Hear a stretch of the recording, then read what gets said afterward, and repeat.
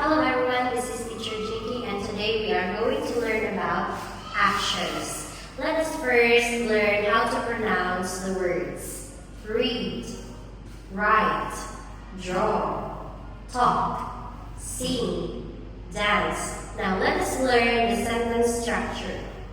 I'm, he's, she's. Now let us learn the structure. I'm reading, he's reading, she's reading, and I'm not, he isn't, she isn't, I'm not writing, he isn't writing, she isn't writing. Next, what are you doing? I'm reading.